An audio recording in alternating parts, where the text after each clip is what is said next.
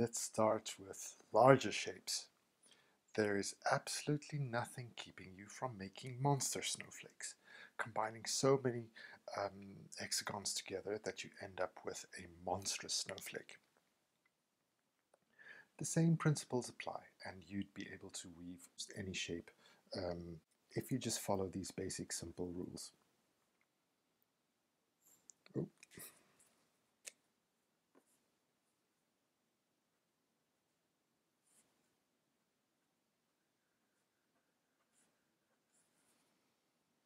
Incoming, incoming, incoming, incoming.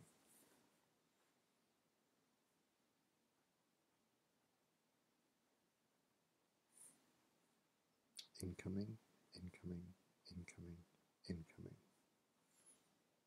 And the rest are all outgoing.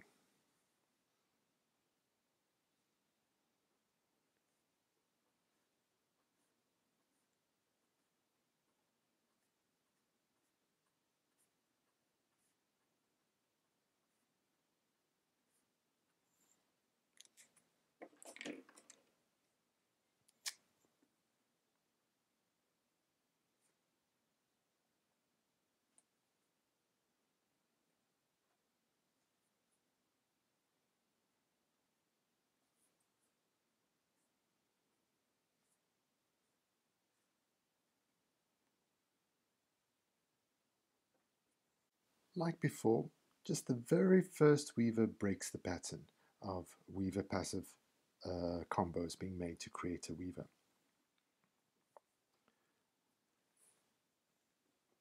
Ignoring the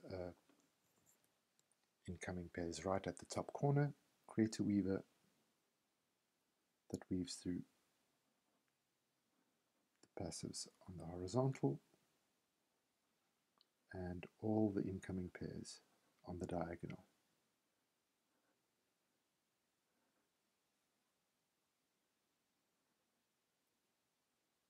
Including the very last one.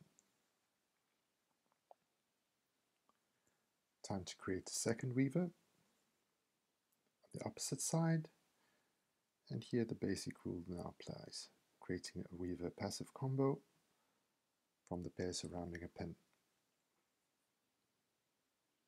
weaving through all the passives, and since this is the second weaver,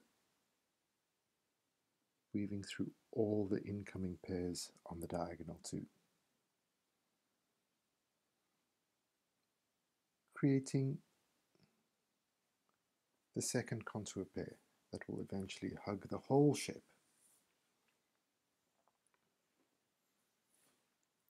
Third weaver created from the pin surrounding the pairs surrounding a pin.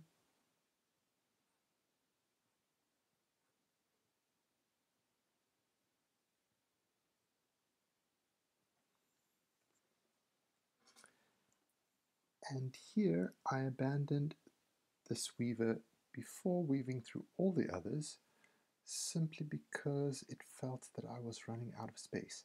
But depending on the thread you use, I'm sure it would work too if you have a finer thread to have that weaver cross these final incoming pairs too, and then essentially hugging the shape over there. I've added in these two pairs that just enter the shape as passives to show you that that is allowed depending on the situation you find yourself in.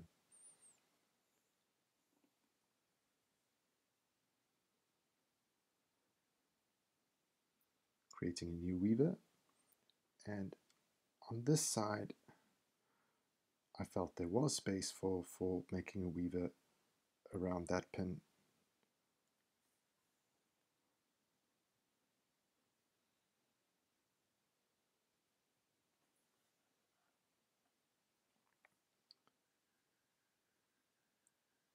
Which can then subsequently be done.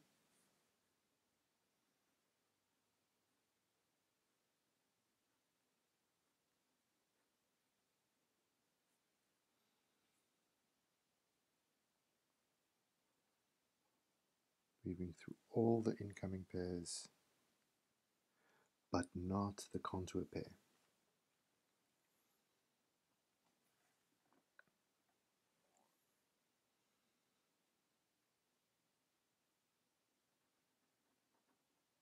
The weaver weaves through all the incoming pairs,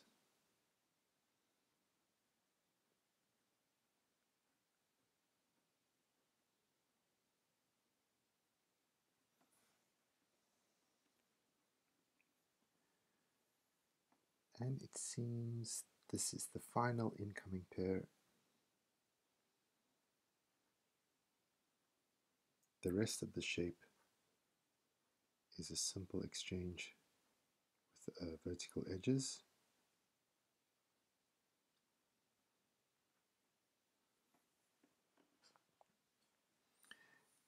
And then it becomes a braid. You bring in new weavers from the ground and they exit again in an alternating fashion.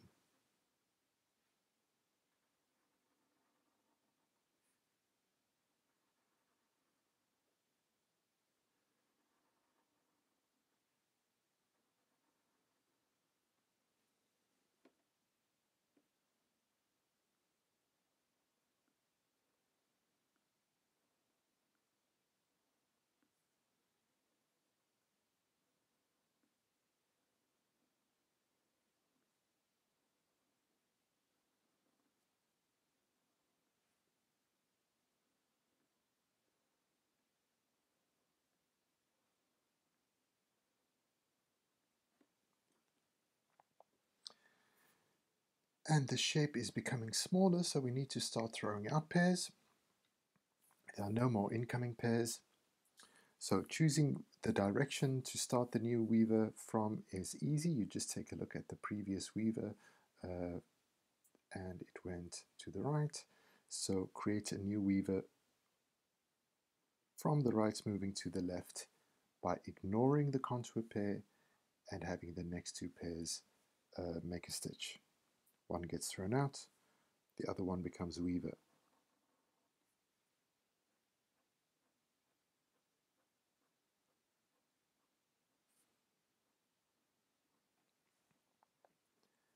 The weaver gets thrown out, you ignore the contour pair, create a new weaver from the next two passives inside the contour pair.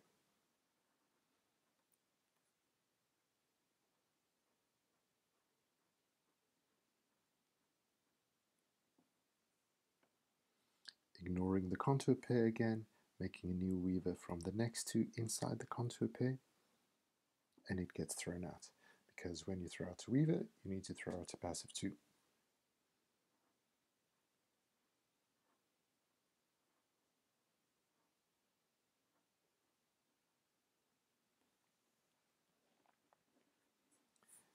And like above, I didn't want to squash up the cloth work with too many threads here. So instead of having this weaver exit move right up to that, the previous one, and exiting at that pin, I just exited it at the next pin. So leaving these two passives to just exit without being part of a weaver passive combo being thrown out.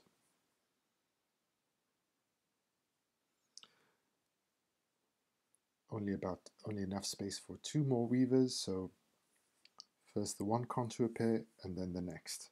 So now the edge pairs become weavers. And the same here. I've run out of space, so I've thrown out passives first and only threw out the weaver. Maybe I could have. It maybe could have worked on that side. But I'm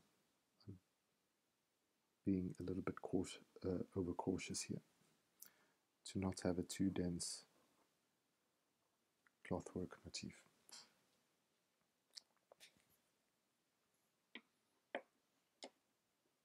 In the open version, I'd like to try squashing up the clothwork a little bit more dense so that it's a very regular arrangement. Let's see if that works.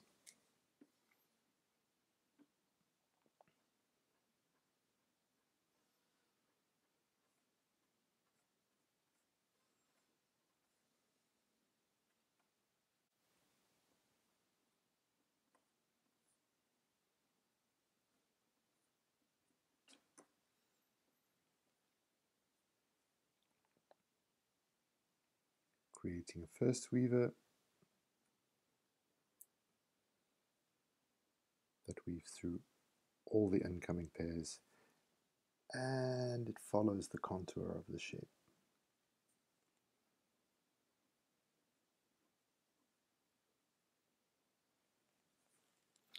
Creating a second weaver at that pin, and it follows the contours of the shape,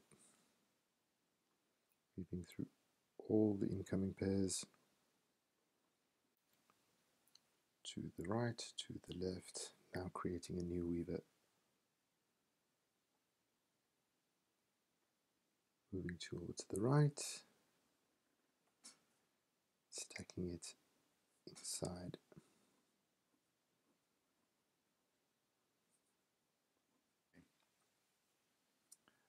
Now we need to make a new weaver, and around that pin, a passive and a weaver combo.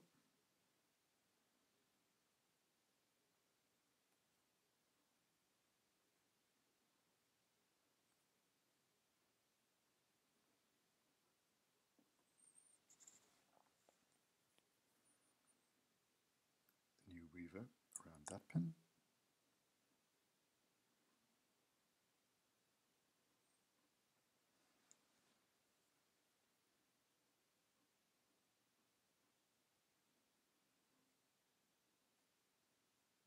It's getting a little bit snug here.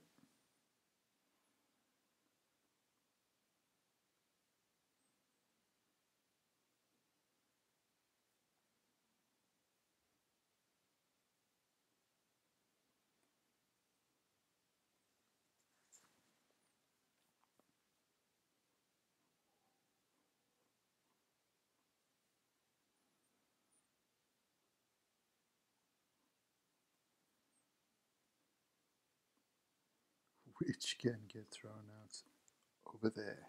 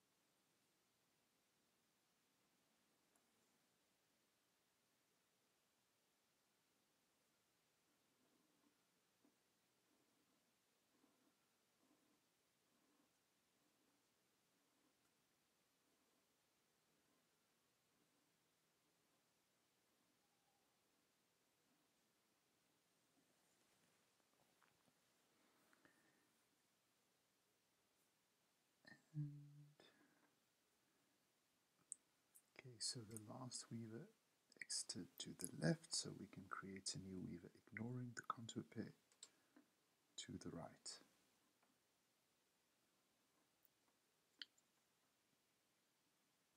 Throwing out a passive, because we're throwing out pairs, so when you throw out a weaver, you need to throw out a passive.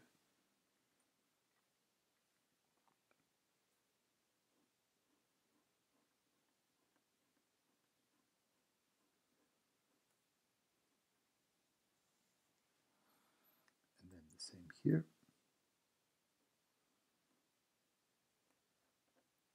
Throwing out a weaver, ignore the contour pair.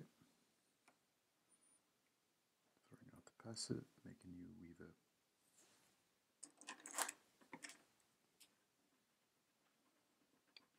Weaver passive combo from the two pairs just inside the contour pair.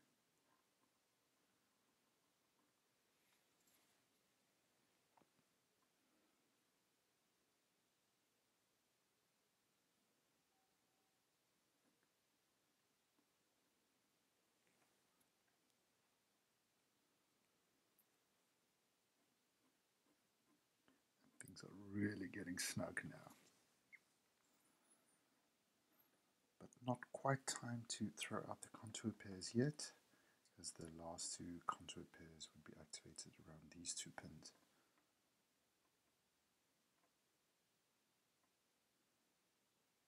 So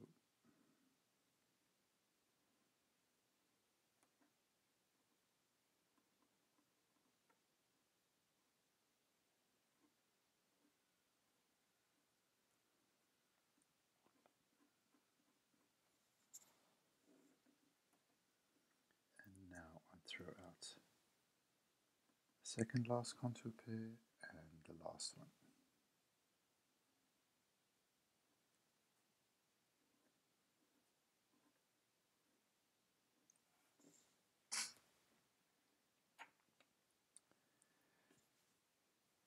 See, if you insist on using every pin on the diagonal top as a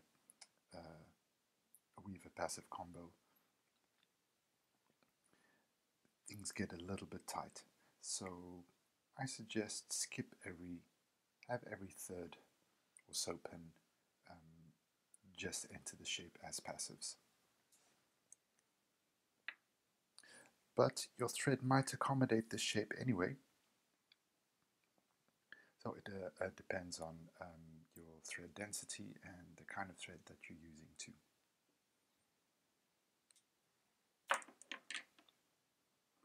If we were to clean this up now,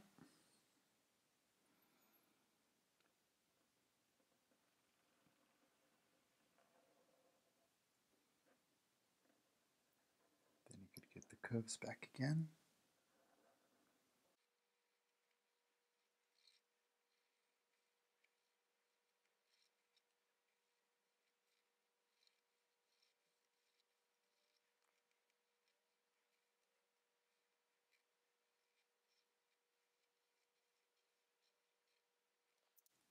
And voila. A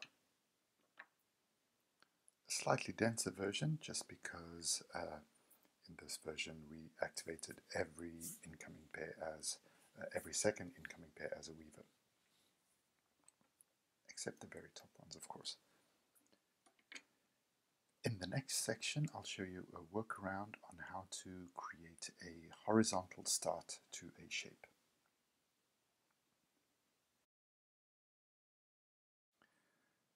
I would like to show you a workaround for creating a straight horizontal start as an adjustment of the grid. So keeping the Paris ground graph paper as the basis,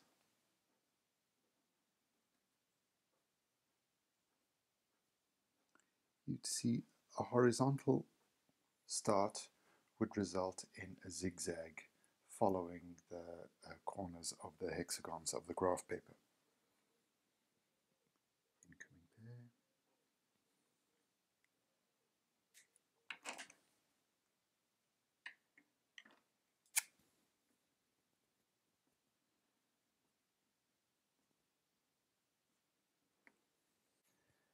Now imagine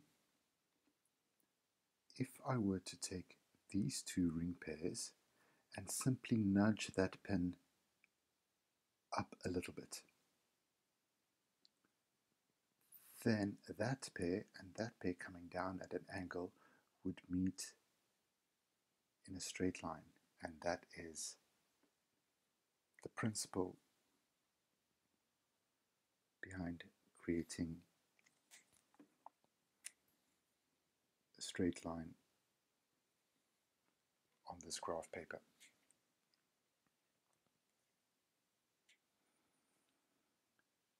Meaning that that pair would move straight and become a part of the ground, as did this one on the other side. The same from here. This pair makes a stitch and continues straight, and that pin that was just a little bit below is now keeping up this kind of a mock foot side at the top. So that pin is very important because it keeps the line straight at the top.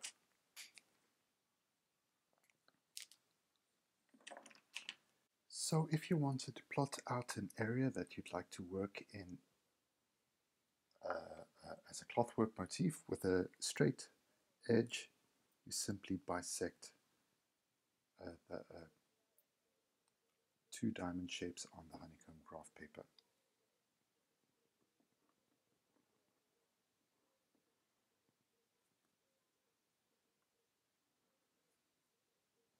Keeping in mind that this is a distortion of the grid by taking this pin just a little bit higher.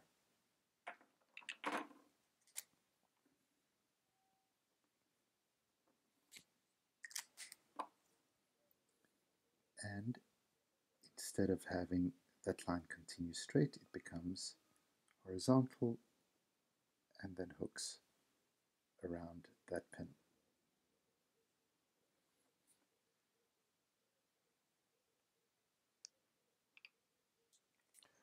Try plotting out the thread movements in different colors on your practice sheet, on your worksheet first before you practice the thread directions with a horizontal start.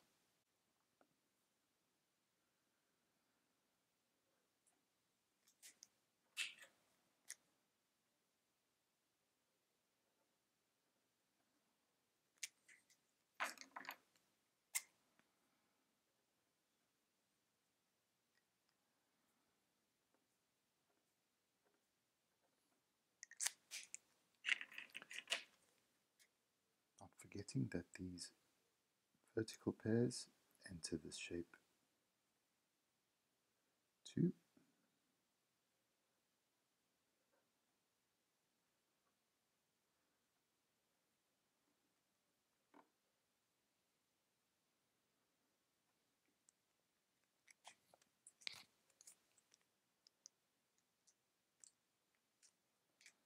Since we have all these left slanting ones in green, let's make the edge pair in green too.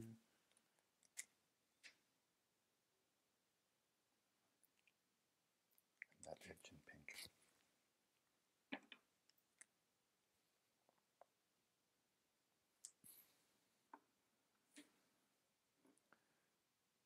Okay, working out the thread movements of this shape. It's exactly like a snowflake, except there's just more pairs coming in at the top that you simply ignore. You choose a weaver around the pin that is available. It works through all the incoming pairs, including the furthest one, and then it becomes a passive.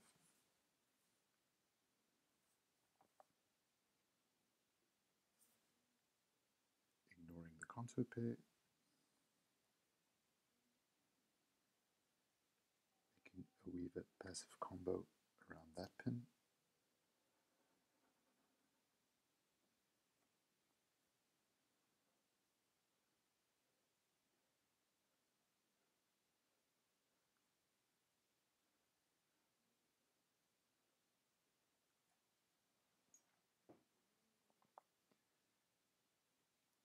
And there are no more incoming pairs, so we need to throw out pairs, start throwing out pairs. So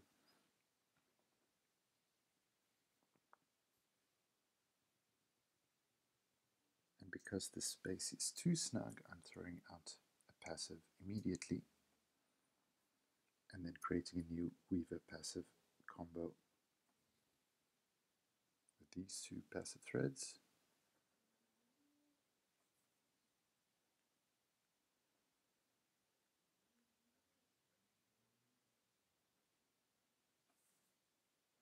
Ignoring the contour pair, a new weaver passive combo. The passive gets thrown out. Ignoring the contour pair, passive weaver combo.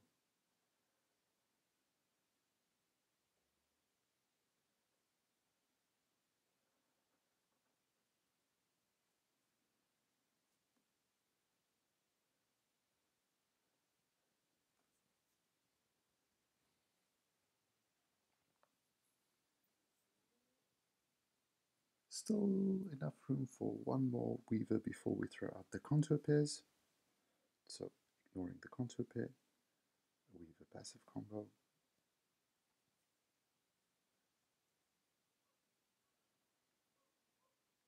And then the first contour pair gets thrown out, and then the second.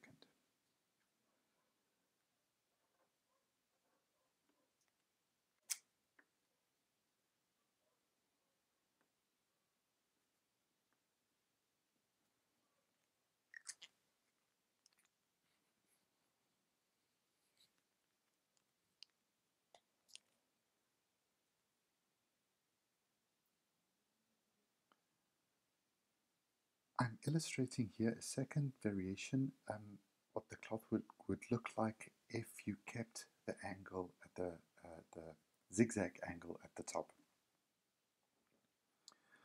The lack of space here, you'd want to almost make fish-shaped starts with all the passives. I opted for just the first one, but it does break the straight line of the first weaver.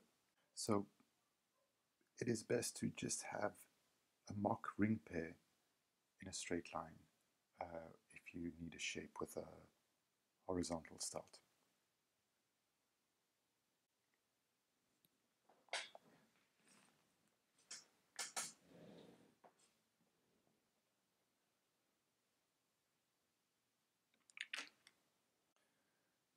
Moving on to trails. Trails are a fun aspect to add to any design just because it's such a narrow, long shape. And they are also easy to draft. And you can also combine them with snowflakes and larger compound shapes to create interesting scroll-like forms.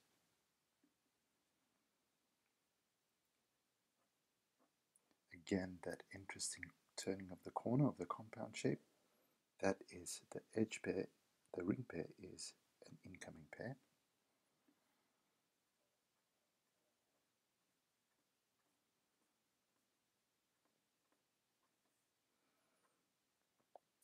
And that ring pair becomes an incoming pair of the bottom shape. Incoming pair, incoming. Outgoing. Outgoing.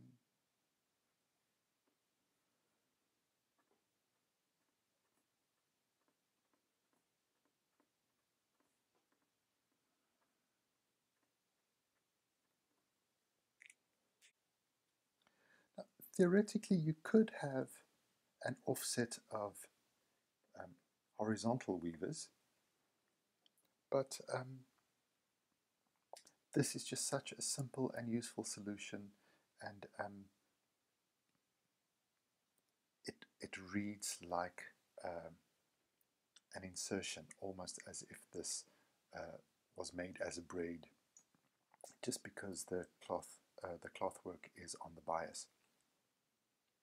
Whereas that offset of horizontal weavers would result in a stepped little shape with stepped edges and looking almost pixelated.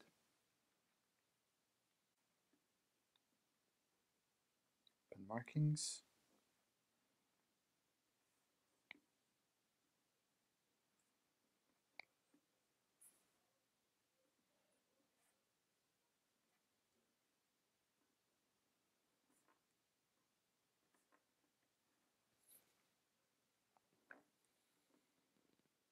Create a weaver. Second weaver, second contour pair.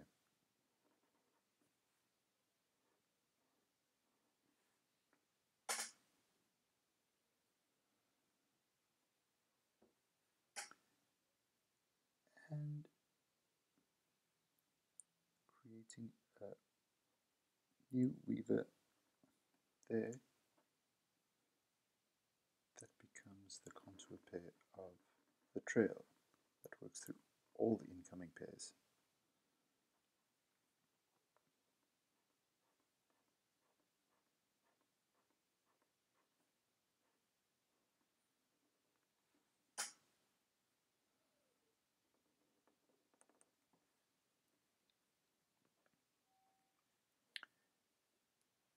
instead of throwing out that weaver, just leaving it on the edge as the contour pair of the whole shape, and it also weaves down the trail straight on the bias.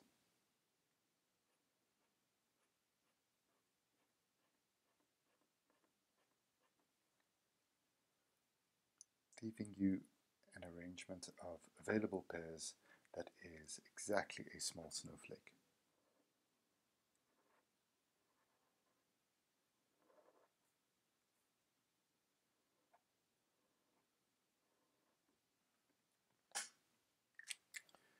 You could, of course, combine trails with any other shape that you reason out in that way. You just need to leave two pairs, two passives from that shape need to enter the trail to be able to work it. I hope you've not been skimping on completing these exercises. If you are unsure, move back and just practice a little bit more.